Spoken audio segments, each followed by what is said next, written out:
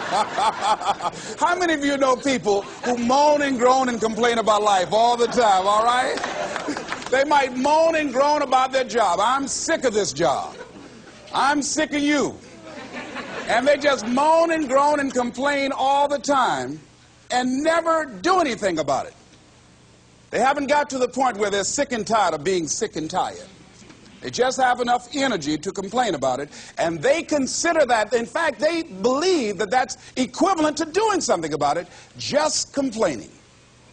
No, that can't get you where you want to go. That cannot create your reality for you. The other thing that keeps most people from realizing their true greatness and their true potential, circumstances, their environment.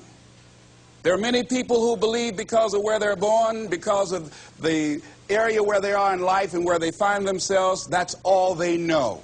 Given my circumstances, ladies and gentlemen, I shouldn't be doing what I'm doing right now. See, I know something about you, even not knowing you, that you've got greatness within you. You have the ability to do things that you can't even begin to imagine. You have talents and skills in you that you haven't even begun to reach for yet. No one could have convinced me, given my circumstances, given my background, that I would be doing what I'm doing right now. I was born in Liberty City on a floor on 62nd Street, my twin brother and me. When we were 6 weeks of age, we were adopted. When I was in 5th grade, I was identified as EMR, labeled educable mentally retarded, and put back from the 5th grade into the 4th grade, and stayed in that category until I got out of high school. I have no college training, but here's what happened. I had an intervention in my life. A man who saw something in me in a time that I did not see something in myself. I never forget being in his class one day waiting on a friend of mine who was there to rehearse for a play. He did not show up, and he asked me to go up to the board and write something on the board. And I said, I can't do that, sir. He said, why not? I said, well, I'm in a special education class. He said, what do you mean? I said, go up to the board and write what I'm about to tell you. I said, I can't do that, sir. Why not? I'm educable mentally retarded.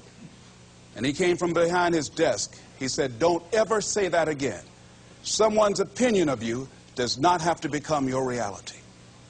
And that changed my life. It was Oliver Wendell Holmes who said that once a person's mind is expanded with an idea or a concept, it can never be satisfied to going back to where it was. So some of you are going to experience a breakthrough. Some of you are going to go back and look at your dreams and brush them off. Some of you are going to begin to look at yourself and say, hey, look here, I know I have not done all that I can do.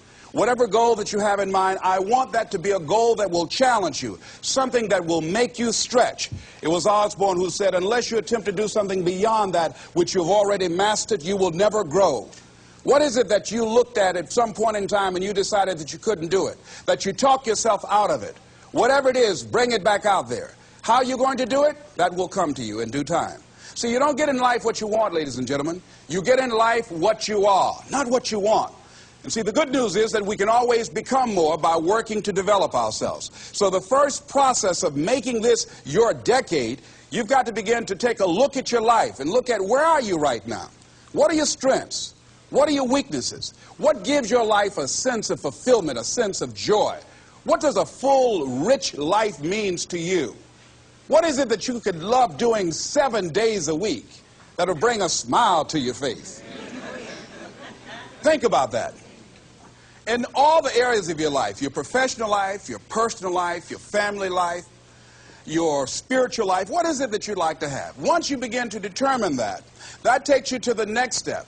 And that is, once you decide what it is that you want, now you've got to decide that you deserve that. Repeat after me, please. I deserve the best that life has to offer. I deserve to find my purpose in life. Shake somebody's hand on your right and left and say, find your purpose.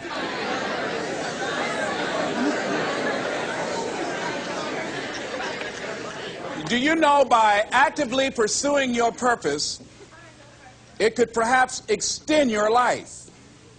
The #1 killer in this country of all the diseases we have, heart disease.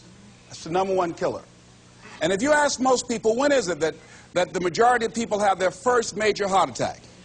Some people will tell you as a result of obesity, or smoking cigarettes, or high cholesterol, or high blood pressure. And all of those are contributing factors.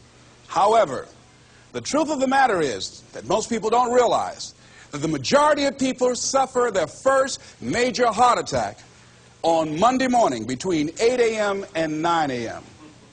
People getting ready to go to jobs that they don't like, jobs that are making them sick. You see, when you're not pursuing your goal, you are literally committing spiritual suicide. When you have some goal out here that you're stretching for and reaching for that takes you out of your comfort zone, you'll find out some talents and abilities you have that you didn't know you have. I started speaking just to elementary school kids because I knew they didn't know what I was talking about. And they gave me all kind of standing ovation. We like you, yeah. Then I graduated up to junior high school and then to senior high school and then to various community groups and church groups and civic associations and then to colleges and to businesses. Now I'm traveling across the country and then traveling nationally and internationally. But I never would have discovered what I'm able to do right now if I wasn't willing to take a chance. And you've got to be willing to do that. You've got to believe in yourself. I was doing work for a major corporation and they were having a major downsizing. Just another terminology for major firings. And so the people that were working there, they approached them and said, listen, you are eligible for early retirement.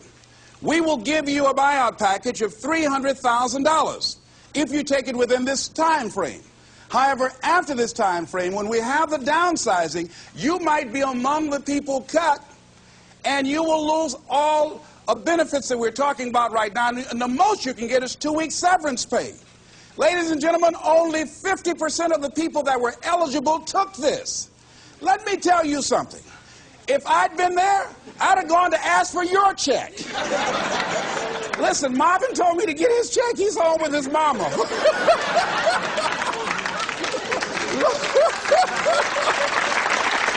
What?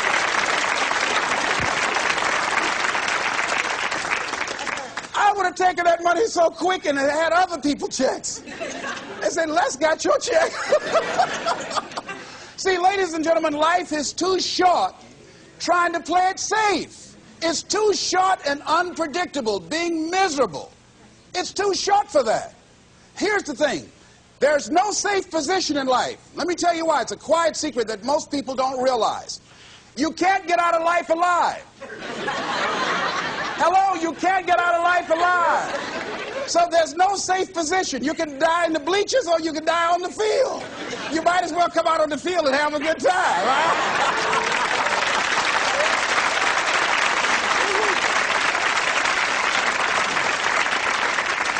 So if you want to make this your decade, you've got to decide to be bold. See, you got to be bold in life. You got to take life on. I remember I was at a major corporation. I had to give a presentation, and there were two guys sitting across from me, and the guy said to the other fellow, looking at the last two finalists, and that involved my firm and their firm, said, listen, looking at the credentials, this guy doesn't have any credentials. We have an advantage here. We've got 2 PhDs between us. I got up and I went in the bathroom and started talking to myself. I said, Les Brown, what do you care about their 2 PhDs? You have 6 children. And a mama to take care of. And I went in that meeting, and first of all, I went there walking bold, looking good, feeling good, and smelling good, all right?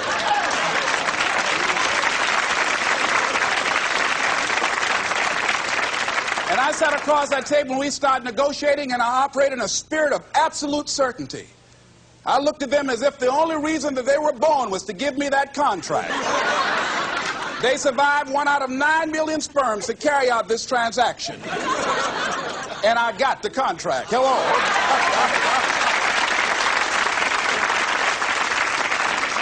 So you got to decide to be bold. Most people go through life trying to creep. No.